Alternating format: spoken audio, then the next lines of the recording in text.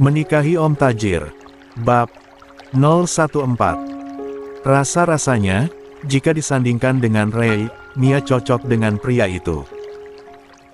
Ray yang dominan, otoriter, yang walau kini mencoba otoratif, cocok disandingkan dengan perempuan model Mia yang sepertinya penurut, lembut, dan juga manja.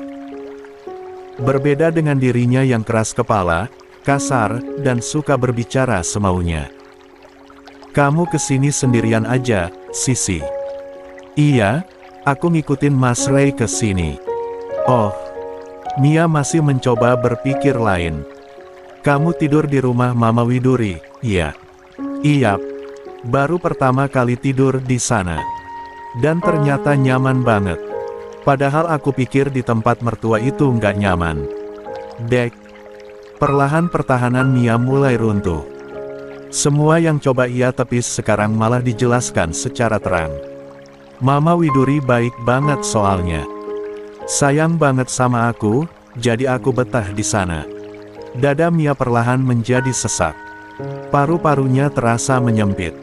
64. Bos Surti juga bilang kalau kamu sering nginep di sana, iya? Sering diajarin Mama Widuri masak juga. Di antara rasa perihnya, Mia masih mencoba untuk mengangguk. Senyumnya masih coba ia paksakan. Iya, Sisi. Mia kemudian menatap ke arah Ray yang masih berdiri di tempatnya. Matanya sudah berkaca-kaca. Ia membutuhkan validasi yang lebih kuat lagi. Sisi. Ya. Kamu. Boleh aku tanya sesuatu? Boleh. Tanya aja. Mia menelan ludahnya susah payah. Ia tampak ragu, tapi tidak bisa membendung rasa ingin tahunya. Mia. Bu Dewi yang mengerti isi kepala anaknya mencoba menahan, tapi Mia tersenyum dan mengangguk pada sang ibu mengisyaratkan dia baik-baik saja. Kamu mau tanya apa, Mia? Kebetulan tadi aku nggak pamitan sama Mama Widuri kesini. Dia pasti cemas cariin aku kalau sadar aku nggak di rumah. Security pasti udah pada ngadu ke Mama. Jadi aku nggak bisa lama-lama di sini temenin kamu ngobrol. Iya. Suara lembut Mia tampak gugup. Aku cuma mau tanya, Kamu tadi bilang Mama Widuri ibu mertua. Apa mungkin ada yang nggak aku tahu? Iya. Soalnya. Loh, masa kamu nggak tahu, Mia? Anaknya Mama Widuri cuma Mas Ray, kan? Ya itu artinya aku istrinya Mas Ray. Dia. Cowok ganteng yang kamu peluk-peluk tadi itu, suami aku. Mata Mia langsung berkaca-kaca. Dunianya seolah runtuh seketika. Ia tahu Sisi sedang menegaskan bahwa Ray adalah miliknya. Ia tahu bahwa Sisi sedang memperingatinya, memberitahukan posisinya. Lemas, tubuhnya langsung lunglai. Kenapa hal sebesar ini ditutupi darinya? Kenapa Ray tidak memberitahunya? Kenapa? Oh, maaf. Ya, kamu pasti salah paham ke aku. Soalnya, dari kecil aku udah kebiasa sama Mas Ray. Jadi, nggak apa-apa, kok. Tapi, sekarang dia udah jadi suami aku, Mia. Dan aku nggak berkenan suami aku seperti itu ke kamu lagi. Aku nggak mau berbagi suamiku sama perempuan lain. Kecuali kamu adik kandungnya. Sisi menjeda kalimatnya. Memperhatikan ekspresi Mia. So, kalau sakit, bisa nggak minta tolongnya ke yang lain aja? Jangan ke suami aku kasihan sama dia, padahal dia tadi posisinya udah tidur sama aku. Kamu bisa ngerti, kan? 65. Sisi. Desis Ray yang tidak enak hati pada Bu Dewi dan Mia. Lelaki itu melangkah menuju Sisi dan mencengkeram lengan gadis itu agar berdiri. Jangan kasar kamu. Sisi langsung mendongak menatap sang suami. Kasar kenapa, Mas? Emang aku salah? Aku cuma minta baik-baik kok sama Mia dan ibunya supaya nggak hubungin kamu kalau ada apa-apa. Tetangga atau saudaranya yang lain kan juga banyak. Nggak mungkin kan ngandelin kamu terus. Kalau emang begitu, waktu buat aku kapan? Mia di tempatnya sudah menunduk sedih. Air matanya sudah menetes. La mencengkeram telapak tangan sang ibu dengan kuat. Sabar, ya, nak, ucap Bu Dewi sambil mengecup puncak kepala putrinya. Mama bisa jelasin.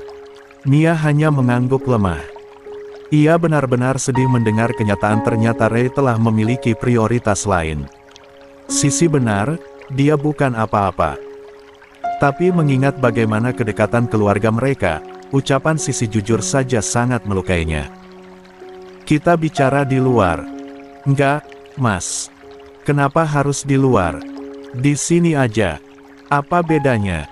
Di sini sama di luar apa bedanya, Mas? Ray meraup wajahnya kasar. Menyugar rambutnya frustasi. Ia tidak menyangka jika Sisi akan senekat ini. Ini nggak sesederhana yang kamu pikirkan, Sisi. Mia sakit. Kondisinya berbeda. Kamu. Aku juga sakit, Mas. Lalu, kenapa harus aku yang istri kamu yang ditinggalkan? Kenapa malah Mia yang kamu temani? Saya sudah menjelaskan pada kamu sebelumnya, Sisi. Mia belum tahu kalau kamu nikah. Mia belum tahu kalau laki-laki yang dianggap sebagai kakak ternyata udah jadi milik perempuan lain. Memangnya kenapa? Kenapa kalau Mia tahu? Mia seharusnya seneng kalau tahu kakaknya udah dapat pendamping, Mas. Bukannya cepat atau lambat dia juga akan tahu. Kenapa ditunda-tunda? Mau nunggu apa memangnya? Jangan kasih harapan sama perempuan yang memang sayang sama kamu lebih dari hubungan kakak adik. Kamu bisa bikin dia makin salah paham, Mas. Cukup, Sisi. Ray melirik ke arah Mia yang sudah menunduk dengan tetesan air mata. Kedua tangannya saling betaut mengikir salah satu ibu jarinya. Ray tahu benar, itu adalah tanda Mia yang merasa sangat cemas dan gelisah. Tidak ingin Sisi semakin lepas kendali, Ray menggenggam pergelangan tangan Sisi dan menarik perempuan itu keluar dari ruang rawatan. Lepasin, Ray.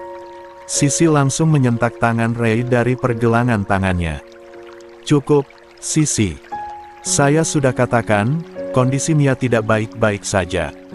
Dia butuh penanganan khusus. Dia sedang drop dan lemah. Nggak seharusnya kamu bicara seperti itu ke dia. Hubungan saya dengan keluarganya baik sejak dulu. Tolong jangan menghancurkan apa yang sudah terjalin baik. Kamu bahkan bisa menjadi bagian dari itu tanpa merusaknya. 66. Kenapa nggak lo nikahin aja Mia biar hubungan kalian tambah baik? Kenapa lo malah nikahin gue? Ray mendorong Sisi sampai punggungnya menyentuh tembok. Matanya menatap tajam mata lentik itu. Bicara apa kamu? Yang saya nikahi adalah kamu. Itu artinya kamu adalah pilihan hidup saya. Kenapa terus memojokkan hubungan saya dengan Mia? Berapa kali harus saya katakan, Mia itu adik bagi saya. Dan dia sudah seperti anak perempuan di keluarga saya. Fine.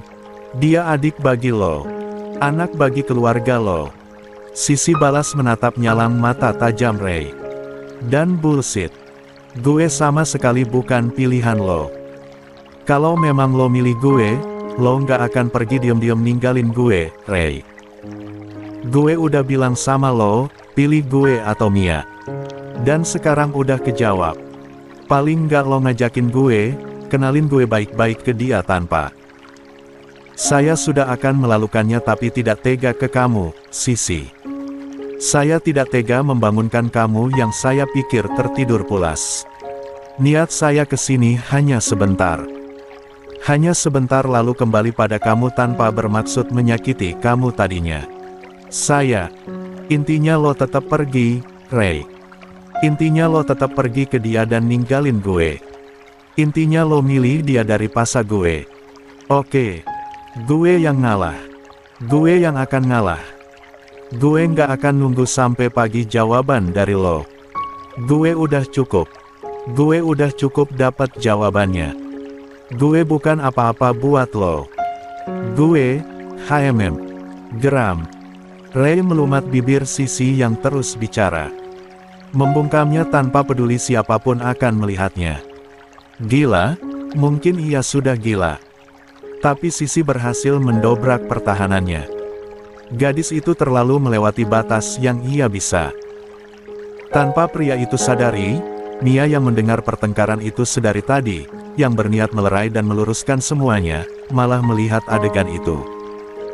Adegan yang nyatanya lebih jauh menusuk hatinya. La terpaku di tempatnya. Dengan ibunya yang ia paksa untuk membantunya turun dari ranjang. Mama. Mia mulai terhuyung. Ia terbatuk-batuk di tempatnya. Cairan merah kental mulai luruh bersamaan dehaman pelan yang berulang kali ia serukan. Mia. Sayang. Bu Dewi panik. Ia langsung memeluk tubuh sang putri. Ya ampun, nak. Ayo ke kamar aja. Mia mengangguk lemah. Mulai memutar tumit Tut kembali ke kamar rawatnya sambil dipapah sang ibu. Namun belum sampai kakinya melewati pintu, dia sudah ambruk. Tubuhnya yang layu sudah luruh ke lantai. Mia! Teriak Bu Dewi. Mia bangun, nak. Ray yang mendengar teriakan itu melepaskan Sisi. Ia menoleh ke arah sumber suara. Mia! Nak Ray! Tolong Mia! Tolong Mia, nak! Ray tanpa berpikir langsung menjauh dari Sisi dan mengejar Mia yang sudah tergeletak di lantai. Sisi mematung melihat darah yang berceceran di mana-mana. Dan entah bagaimana di saat itulah, ia merasa menjadi orang paling jahat di dunia. Mia, gadis itu, padahal hanya diam saja dari tadi. Tapi ia terus memburunya dengan mencoba memberikannya fakta. Fakta bahwa Ray tidak bisa bebas dia miliki lagi, fakta bahwa Ray sudah ada yang memiliki. Entah apa yang coba dia lakukan. Tapi tindakannya nyatanya berhasil melukai seseorang. Mia, berdarah dan tidak berdaya di sana. Ia, yang nyatanya masih memiliki empati itu tidak diam saja, ia lalu melakukan apa yang Ray perintahkan. Panggil dokter, Sisi. 67. Sisi kemudian berbalik. Berlari menuju Nurse Station dan memberitahukan pada staf yang bertugas tentang keadaan Mia. Tolong cepat, Mbak. Panggil dokter jaganya. Tidak lama kemudian, beberapa perawat dan dokter jaga berlari menuju kamar Mia. Mereka langsung memberikan pertolongan pertama. Sisi tidak masuk. Ia hanya melihat semua tindakan itu dari balik kaca yang masih bisa jangkau.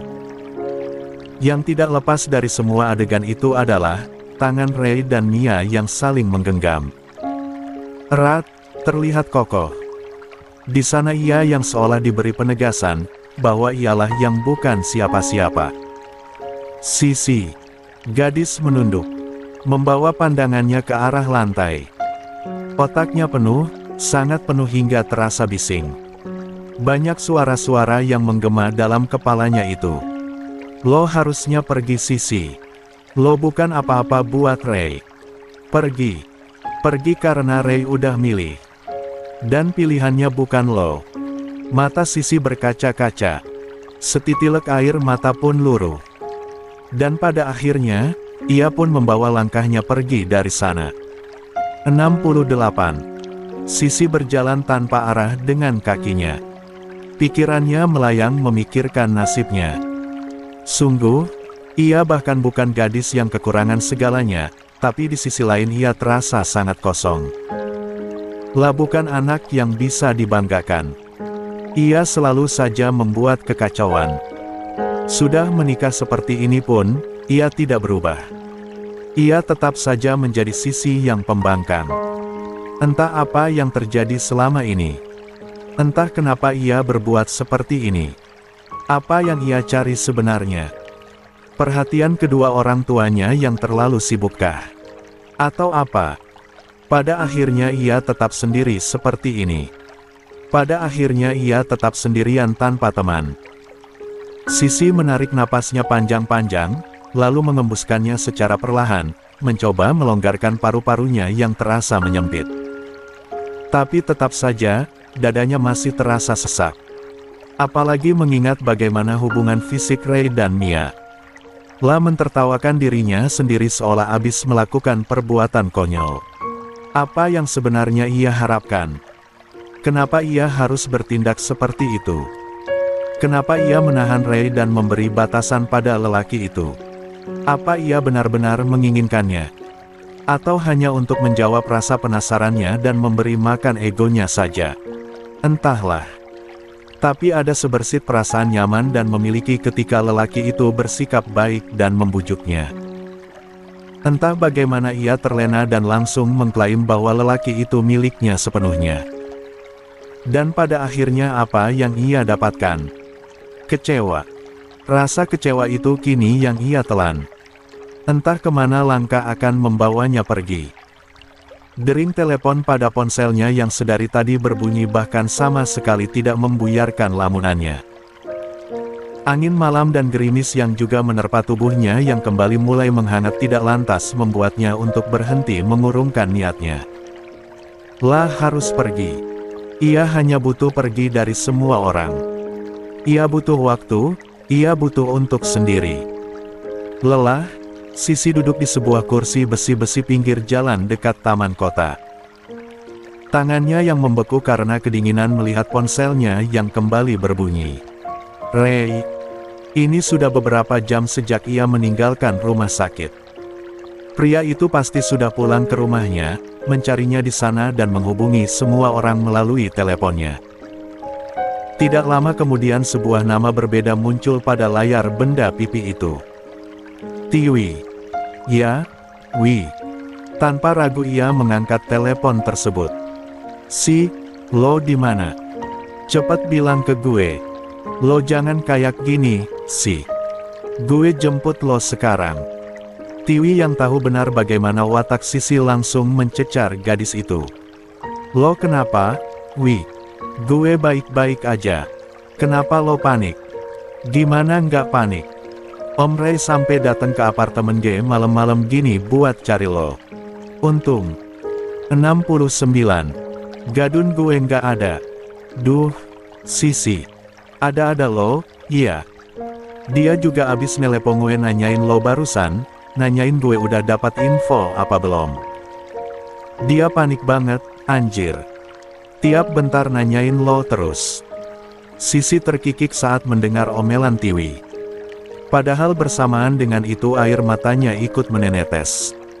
Udah, lo nggak usah panikin gue, Wi. Gue oke kok. Nggak perlu cemas. Nggak. Pokoknya lo harus kasih tahu gue lo di mana sekarang. Gue butuh waktu, Wi. Biarin gue sendiri dulu. Nggak, Sisi, kasih tahu atau gue cari lo sekarang juga. Please, Wi. Kasih gue waktu. Besok gue bakal telepon lo. Oke. Bener? Ya. Tanpa Sisi sadari, di seberang telepon sana Ray ada di sebelah Tiwi yang sedang mengintainya. Tapi sayang, lelaki itu tidak mendapatkan apa-apa karena dengan sahabatnya pun Sisi diam. Lo sih, Om. Pasti lo udah bikin Sisi sedih banget sampai Sisi mau kabur lagi dari lo. Lo tahu nggak sih, Sisi itu orangnya aslinya lembut banget hatinya. Dia aslinya gampang kasihan sama Iba. Lo kenapa banget deh, Om, sukanya nyakitin istri. Ray hanya menghela napasnya.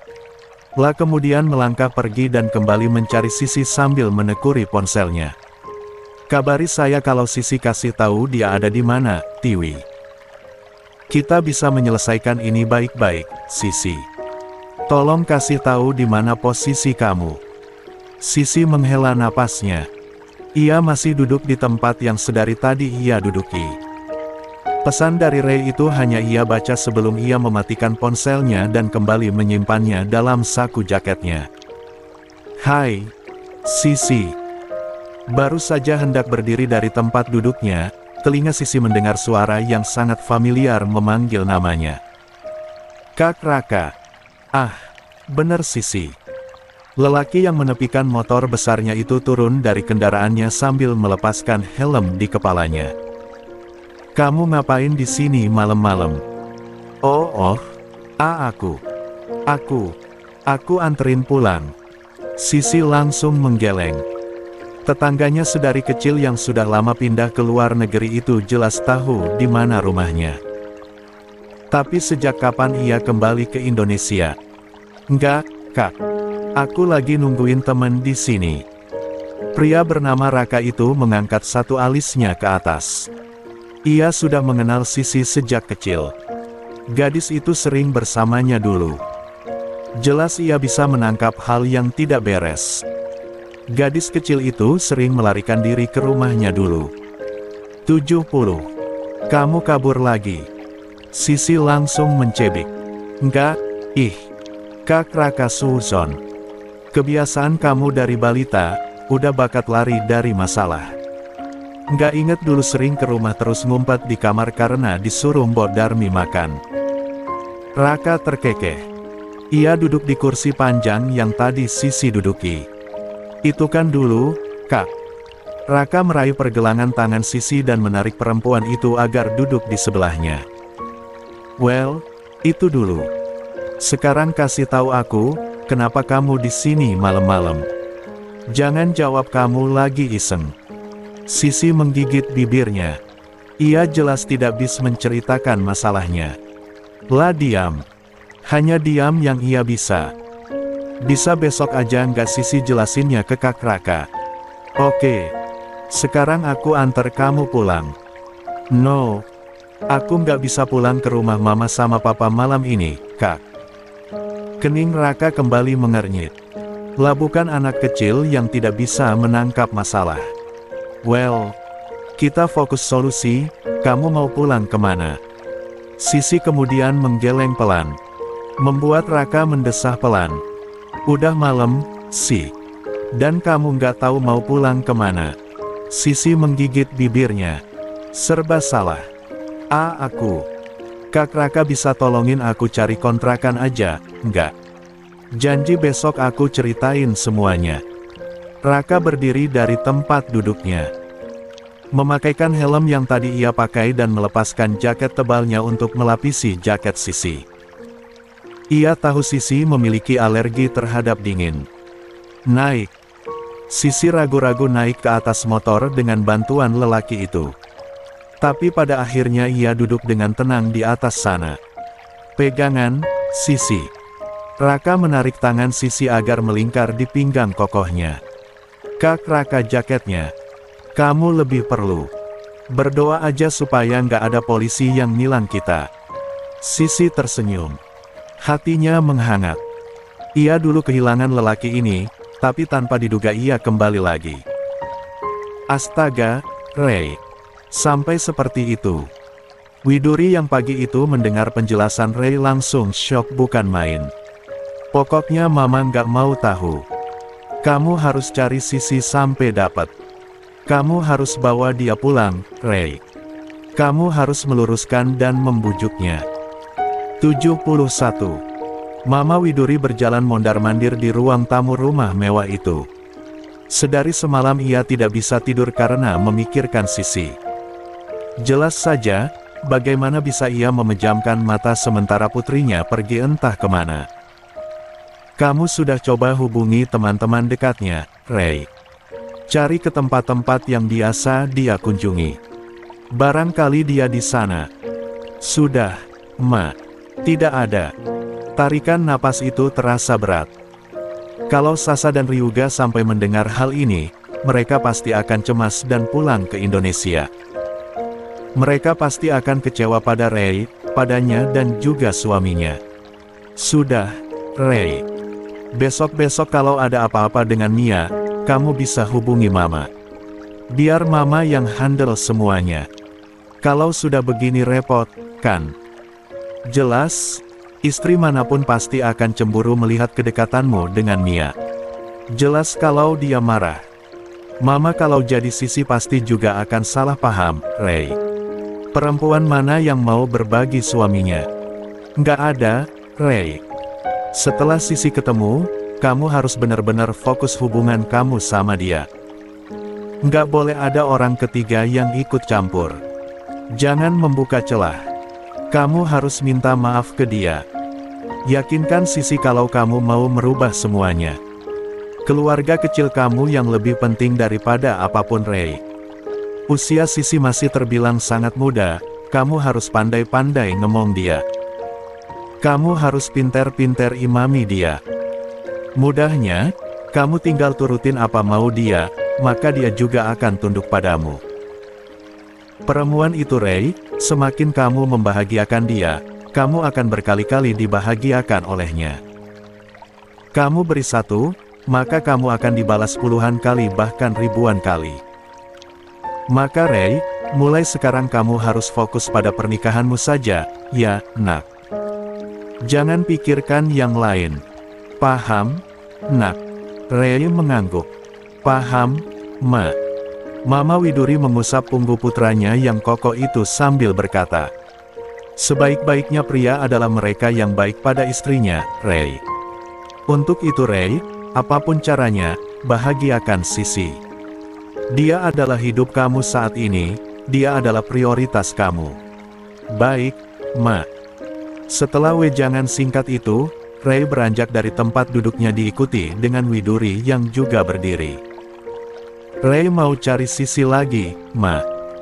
Hati-hati, sayang, mudah-mudahan cepat ketemu, ya, nak. Iya, ma. Makasih. Sisi. Jawab telepon gue. Notifikasi pesan singkat langsung memberondong Sisi ketika ia mengaktifkan teleponnya. Sisi melihatnya sekilas dengan mata yang masih menyipit sebab baru bangun dari tidurnya. Tubuhnya kini benar-benar terasa remuk. Demam di tubuhnya bukan semakin turun, tapi malah semakin naik. Ia bahkan masih bergelung nyaman di bawah selimut tebalnya pagi ini. Dengan tangan yang gemetaran, Sisi membalas pesan dari sahabatnya itu. Nanti aja kalau mau telepon, Wi. Gue lagi nggak enak badan banget. Kepala gue sakit banget. Pesan itu langsung dibalas oleh Tiwi saat itu juga. 72. Lo pasti sakit lagi, nih. Pasti demam lo malah makin naik bukan makin turun. Hup, Wi. Menggigil banget. Terus lo tidur di mana sekarang? Biar gue kesana bawain lo sarapan sama obat. Gue di kontrakan. Nanti gue sarelok. Sumpah ngontrak. Kok bisa malam-malam lo dapat kontrakan? Panjang kalau diceritain.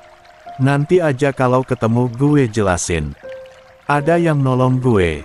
Oke. Foto dulu, please. Biar gue yakin ini lo. CK. Apaan sih, lo? Cepetan, gue mau yakinin diri. Sisi hanya menyembulkan kepala dan menampakkan wajahnya ke kamera. Memotret dirinya dan mengirimkannya pada Tiwi. Anjir. Pucet banget lo, Sisi. Buruan kirim lokasi lo. Gue mau kesana. Entar aja gue sareloknya. Enggak, gue maunya sekarang, Sisi. Please, kasih gue waktu, Wi. Gue pengen sendiri dulu. Ada yang ngurusin gue, kok. Lo tenang aja pokoknya. Gue ditolong sama Kak Raka. Dia baik banget sama gue. Yang pernah gue ceritain dulu ke lo. Sumpah demi apa? Sumpah. Tidak lama kemudian, Sisi mengirimkan foto gambar Raka yang tengah menaiki motornya saat berada di teras kontrakan. Diam-diam ia sempat mengambil gambar foto lelaki itu dari jendela kaca rumahnya ketika lelaki itu hendak pamit pulang. Sengaja ia lakukan itu sebab tahu Tiwi pasti memberondongnya dengan pertanyaan. Untuk berjaga-jaga. Ish, sumpah. Ganteng banget. Tiwi langsung antusias melihat gambar lelaki yang hendak memakai helm itu. Wajahnya walau terlihat dari samping tetap memesona. Iya, dong. Raka gitu loh. Hahaha. Itu kakak-kakaan lo ya. Impas dong. Om Ray punya adik-adekan, lo punya kakak-kakakan. Tapi lo tetap harus hati-hati, sih. Ingat, Lo udah istri orang. Jangan sampai baper. Gimana pun, suami lo juga gantengnya paripurna.